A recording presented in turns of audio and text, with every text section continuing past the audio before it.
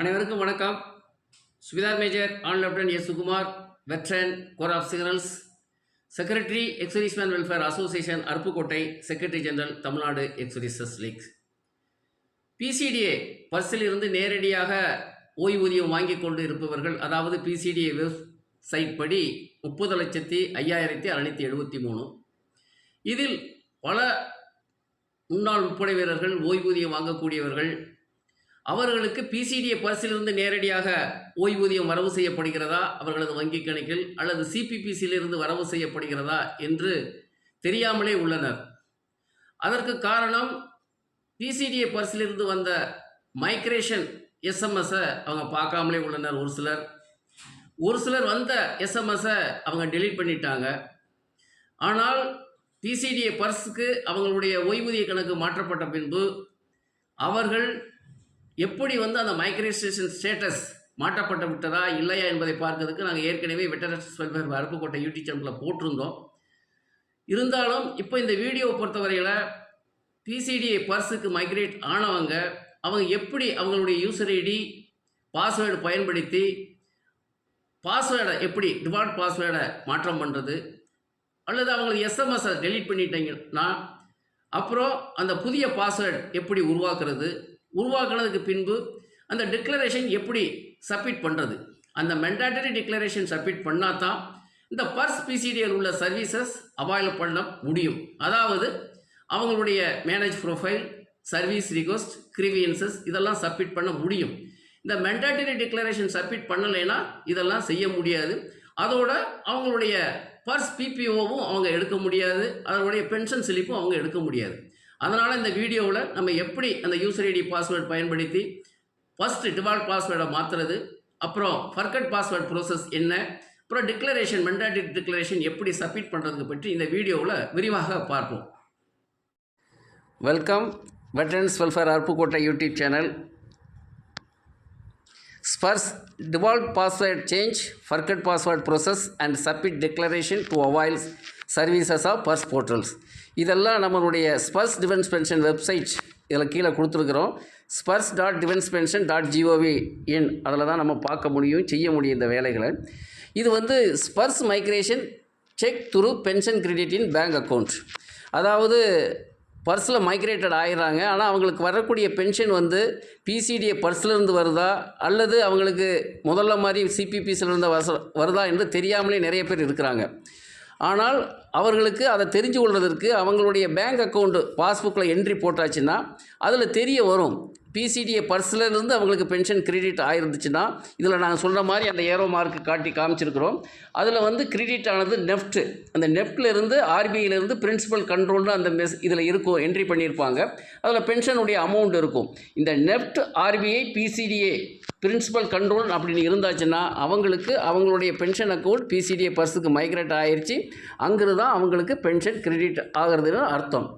அதில் purse migration information, அதாவது அவங்களுக்கு பர்ஸ் மைக்ரேட் ஆன உடனேவும் எல்லா பென்ஷனருக்கும் பிசிடிஏ பர்ஸ்லேருந்து ஒரு எஸ்எம்எஸ் வரும் ரெஜிஸ்டர்டு மொபைலில். எந்த மொபைல் அவங்க ரெஜிஸ்ட்ரேஷன் பண்ணியிருக்கிறாங்களோ அதில் purse PPO number, user name, password எல்லாமே அந்த மெசேஜுக்குள்ளே இருக்கும். அந்த மெசேஜுக்குள்ளே இருக்கிற பாஸ்வேர்டு டிஃபால்ட் பாஸ்வேர்டு. அந்த பாஸ்வேர்டை வச்சு நீங்கள் என்ட்ரி ஆகலாம். என்ட்ரி ஆனதுக்கப்புறம் அவங்களுக்கு அந்த புதிய பாஸ்வேர்டு சேஞ்ச் பாஸ்வேர்டு பண்ணணும். அப்புறம் நியூ பாஸ்வேர்டு உருவாக்குனதுக்கப்புறம் அது ஆட்டோமேட்டிக்காக லாக் அவுட் ஆயிரும். அந்த லாக் அவுட் இப்போது நம்ம முதல்ல இதெல்லாம் செய்யணும்னா நம்ம கையில் ரெடிமேடாக வச்சுக்கிறது என்னென்னா ரிக்வயர்டு டீட்டெயில்ஸ், டாக்குமெண்ட், அப்ளிக் item, Sparsh PPO number, user name, password, mobile கையில் ரெஜிஸ்டர்டு வித் பிசிடிஏ பர்ஸில் எந்த மொபைல் ரெஜிஸ்ட்ரேஷன் பண்ணி இருக்கிறீங்களோ பர்ஸ் மூலமாக எந்தெந்த மெசேஜ் எல்லாம் எந்த செல்லு நம்பருக்கு வருதோ அந்த மொபைல் நம்பர்.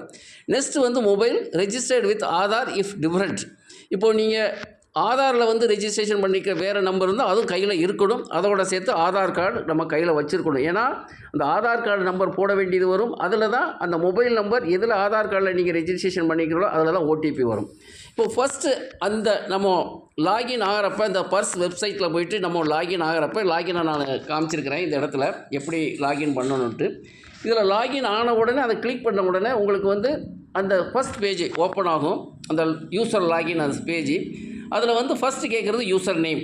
அந்த யூசர் நேம் நமக்கு பிசிடிஐ பர்ஸில் வந்த மெசேஜில் உங்களுடைய பிபிஓ நம்பர் தான். அதில் சர்வீஸ் பென்ஷனர்னால் 01 லாஸ்ட்டில் சேர்க்கணும், ஃபேமிலி பென்ஷன்னா 02 சேர்க்கணும். அப்புறம் வந்து டிஃபால்ட் பாஸ்வேர்டு இதில் கீழே அந்த பாஸ்வேர்டு கொடுக்கணும். கீழே வந்து ஷோ பாஸ்வேர்டு. இப்போ இது முக்கியமாக இந்த ஷோ பாஸ்வேர்டுங்கிறத வந்து நம்ம கிளிக் பண்ணணும். இல்லைன்னா ரைட் சைடில் வந்து ஐ மாதிரி ஒன்று இருக்கும், அதை கிளிக் பண்ணணும். கிளிக் பண்ணால் தான் நம்ம போட்டிருக்கிற அந்த டிஃபால்ட் பாஸ்வேர்டு சரியான முறையில் நம்ம இதில் போட்டிருக்கிறோமா இல்லையாங்கிறது தெரிய வரும். கீழே வந்து அந்த என்டர் கோடு, அந்த கோடை வந்து சரியான முறையில் கீழே உள்ள அந்த பாக்ஸில் நான் ஏரோ மார்க் காமிச்சிருக்கிறோம், அதில் போட்டுட்டு அந்த லாகினை நீங்கள் கிளிக் பண்ணியாச்சுன்னா உங்களுக்கு வந்து நெக்ஸ்ட் ஆப்ஷன் அதில் உங்களுக்கு முன்னாடி தெரிய வரும். அந்த பாஸ்வேர்டுடைய எப்படி அந்த பாஸ்வேர்டு பாஸ்வேர்டு க்ரியேட் பண்ணணும், அதாவது டிஃபால்ட் பாஸ்வேர்டை மாற்றுறது. அதுக்கு வந்து இந்த பாஸ்வேர்டு மாற்றுறதுக்கு பல ப்ரொசீஜர் இருக்குது. அந்த பாஸ்வேர்டு ஃபஸ்ட்டு வந்து அந்த முக்கியமான அந்த பாஸ்வேர்டு 8 கேரக்டர்லேருந்து 12 கேரக்டருக்குள்ளே எழுத்துக்குள்ளே இருக்கணும். அதில் உள்ள lower case A to Z, அதில் வந்து லோயர் கேஸ் ஸ்மால் லெட்டர்ஸ் அதில் ஒன்றாவது இருக்கணும் குறைஞ்சது. அதே மாதிரி அப்பர் கேஸ் A to Zல ஒன்று இருக்கணும். A to Zல நம்பரில் 0 to 9ல் ஏதாவது ஒரு நம்பர் இருக்கணும். அப்புறம் ஸ்பெஷல் கேரக்டர் இதில் கொடுத்துருக்குறாங்க, ஏதாவது ஒரு ஸ்பெஷல் கேரக்டர் இருக்கணும். ஆனால் இதுபடி மினிமம் 8 கேரக்டர்ஸ், மேக்ஸிமம் 12 கேரக்டர்ஸ் தான் அந்த பாஸ்வேர்டு வந்து அக்செப்ட் ஆகும்.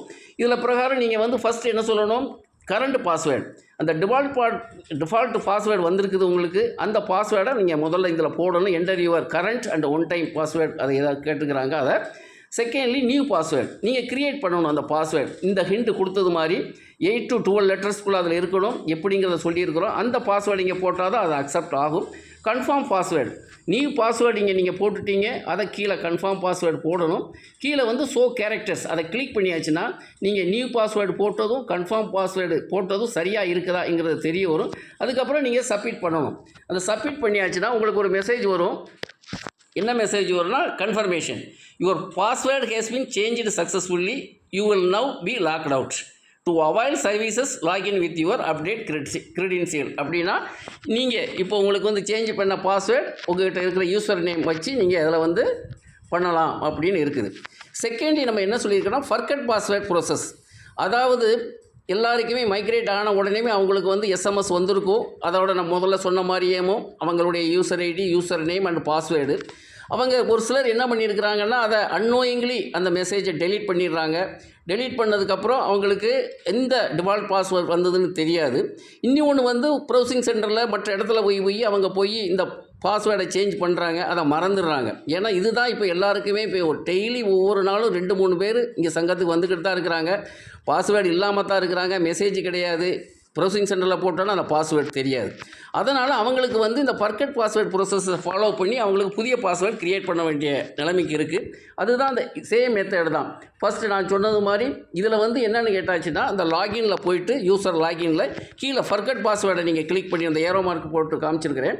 இதை கிளிக் பண்ணியாச்சுன்னா நெக்ஸ்ட் அந்த ஆப்ஷன் யூசர் நேம் அப்படிங்கிறது வருது. அந்த ஃபர்கட் பாஸ்வேர்டு யூசர் நேம், அந்த யூசர் நேமில் போயிட்டு உங்களுடைய யூசர் நேம், அதாவது உங்களுடைய பிபிஓ நம்பரில் சர்வீஸ் பென்ஷனர்னால் 01 சேர்க்கணும், ஃபேமிலி பென்ஷனர் 02 போட்டுட்டு சென்ட் ஓடிபி.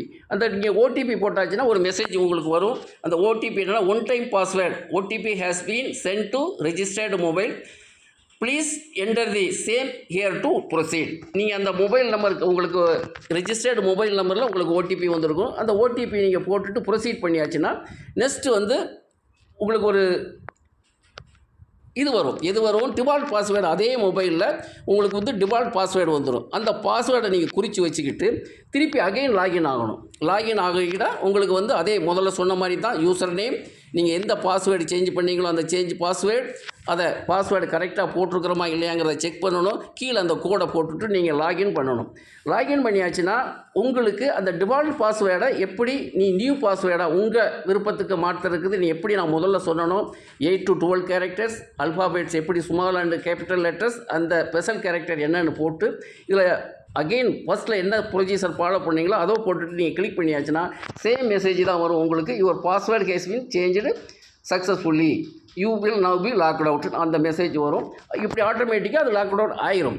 அகெயின் நீங்கள் உங்கள் பர்ஸ் இல்லை போர்ட்டலுக்குள்ளே போகணும்னா அதே யூசர் நேம் அந்த பாஸ்வேர்டு போட்டு நீங்கள் கீழே உள்ள கோடை போட்டால் தான் நீங்கள் உள்ளே போக முடியும் உங்களுக்கு. அப்போது நீங்கள் உள்ளே இந்த நீங்கள் க்ரியேட் பண்ண நியூ பாஸ்வேர்டை போட்டு அந்த லாகின் ஆனதுக்கப்புறம் ஃபஸ்ட்டு உங்களுக்கு ஒரு மெசேஜ் வரும். புதுசாக நீங்கள் வந்து இதில் வந்து லாகின் ஆகிறீங்களேன்னா அது அலர்ட் மெசேஜ். அந்த அலர்ட் மெசேஜில் the migrated data for your claim is presently available in read only mode. Please review the same எ proceed with submission of declaration and acknowledgement. இதை வந்து நீங்கள் இந்த ரீட் மோட்லேருந்து ஏதாவது அதை ஆக்டிவாக பண்ணுறதுக்கு நீங்கள் இந்த ஓகே பண்ணணும், இந்த டிக்ளரேஷனை சப்மிட் பண்ணணும்னு சொல்லியிருக்குது இந்த மெசேஜ். அதுக்கப்புறம் நீங்கள் ஓகே இதை சப்மிட் பண்ணியாச்சுன்னா உங்களுக்கு முன்னாடி ஒரு அக்னாலஜ்மெண்ட் வரும். அதில் என்ன எழுதியிருக்குன்னா undertaking of refund of excess payment. இது வந்து எப்போவுமே ஒரு பென்ஷனர் அவங்க பென்ஷன் வர்றப்ப அவங்ககிட்ட ஒரு அண்டர்டேக்கிங் வாங்குவாங்க. அதனால தான் கீழே நோட்டில் அவங்க எழுதியிருக்கிறாங்க, த above undertaking declaration has already been made during initiation of claim and it is for information purpose onlyன்னு சொல்லியிருக்கிறாங்க. அதனால் நீங்கள் இதை படித்து பாருங்கள். என்ன இதில் நீங்கள் நெக்ஸ்ட்டு கிளிக் பண்ணுறதுன்னு உங்களுக்கு தெரியணும். நெக்ஸ்ட்டு நீங்கள் கிளிக் பண்ணியாச்சுன்னா உங்களுக்கு ஃபஸ்ட் இதில் என்னென்னு கேட்டாச்சுன்னா சம்டைம் இந்த பர்சனுடைய வெப்சைட் ஸ்லோவில் இருக்கும். அப்படிங்கும்போது நெக்ஸ்ட் ஆக்ஷனுக்கு போகாது. அப்படிங்கும்போது நம்ம க்ளோஸ் பண்ணுற நிலைமை வர்றப்போ உங்களுக்கு சேம் மெசேஜ் அந்த பேக்கில் வரும், சப்மிட் டிக்ளரேஷனுங்கிறது தெரிய வரும். அதை நீங்கள் அகைன் போட்டாலும் கூட அந்த மெசேஜ் அக்னாலஜ்மெண்ட் வரும், அண்டர்டேக்கிங் வரும், ஆனால் ஃபர்தராக ப்ரோசஸ் ஆகாது. அதனால் இப்போ நான் என்ன சொல்லியிருக்கேன்னா இந்த வெப்சைட்லேயும் ப்ரொஃபைல் கோப் அந்த ஏரோ மார்க் பண்ணி காட்டியிருக்கிறேன்.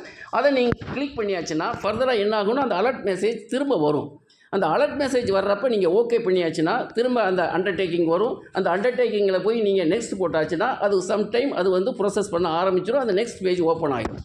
அந்த நெக்ஸ்ட் பேஜில் என்ன சொல்லியிருக்கிறாங்க, acknowledgements consent for use of Aadhaar to avoid pensionary benefits through Sparsh. இந்த ஆதார் கார்டை வந்து நீங்கள் வந்து கன்சென்ட் கொடுக்குறோம், இந்த பென்ஷனரி பெனிஃபிட்டுக்கு இதை பயன்படுத்தி கொள்ளலாம்ங்கிறதுக்கு தான் இந்த இது. அதில் கீழே ஐ அக்ரி நோ அப்படின்னு இருக்குது. அதை வந்து நீங்கள் நெக்ஸ்ட்டு வந்து அதை அக்ரி பண்ணணும். அதை அக்ரியை கிளிக் பண்ணிவிட்டு நெக்ஸ்ட் நீங்கள் பண்ணியாச்சுன்னா உங்களுக்கு இன்னும் ஒரு மெசேஜ் வரும். அந்த மெசேஜ் என்னங்கிறத consent for receiving notification on mobile number and email ID. இதே மாதிரி பர்ஸ் சம்மந்தப்பட்டது பற்றி உங்களுடைய மொபைல் நம்பருக்கும் இமெயில் ஐடிக்கும் அதுக்கு ஒரு கன்சென்ட் நீங்கள் தெரிவிக்கணும்.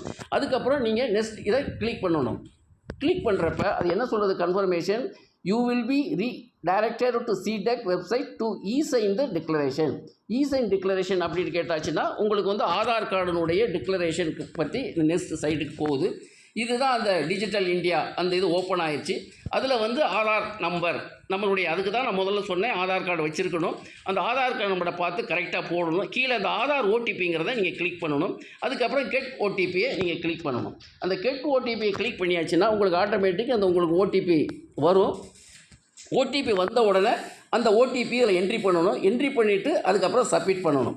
அந்த சப்மிட் பண்ணியாச்சுன்னா உங்களுக்கு do you wish to submit declaration, click OK to proceed அப்படிங்கும்போது நீங்கள் அந்த இன்ஃபர்மேஷன் வந்துருச்சு. நீங்கள் இதை ஃபர்தராக நீங்கள் சப்மிட் பண்ண விரும்புகிறீங்களா டிக்ளரேஷன் ஓகே நீங்கள் கிளிக் பண்ணியாச்சுன்னா நெக்ஸ்ட் உங்களுக்கு மெசேஜ் என்ன வரும், your tata has been submitted successfully, the same shall be used for further processing subject to confirmation from concerned authorities, you will know B locked out. இது வந்து உங்களுடைய mandatory declaration வந்து submit ஆகிடுச்சு.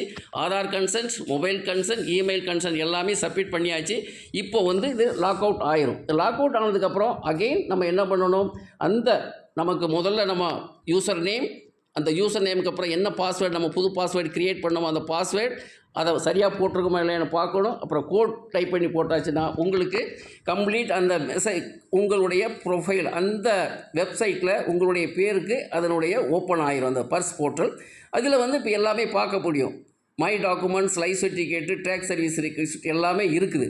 இப்போ தான் நீங்கள் வந்து கம்ப்ளீட்டு இதில் வந்து மை ப்ரொஃபைலில் போய் மை ப்ரொஃபைலில் உங்களுடைய ஏதாவது changes, service particular, personal particulars, bank details இதெல்லாம் நீங்கள் மாற்ற முடியும்.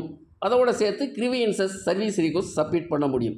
இதுதான் இந்த வீடியோவை பொறுத்தவரையில் உங்களுக்கு சொன்னது வந்து change password, forgot password process, mandatory declaration எப்படிங்கிறது. அதே நேரத்தில் முக்கியமாக சொல்லியிருக்கிறது உங்களுடைய பென்ஷன் பிசிடிஏ பர்ஸ்லேருந்து வருதா இல்லையாங்கிறதுக்கு ஒரு ஈஸி மெத்தட் உங்களுடைய பேங்க் அக்கௌண்ட் பாஸ்புக்கை என்ட்ரி போட்டு பார்த்தா தெரியும். அதில் ஆர்பிஐ பிசிடிஏ அப்படி இருந்தாச்சுன்னா உங்களுக்கு கண்டிப்பாக அது பிசிடிஏ பர்ஸ்லேருந்து தான் பென்ஷன் வருதுன்னு.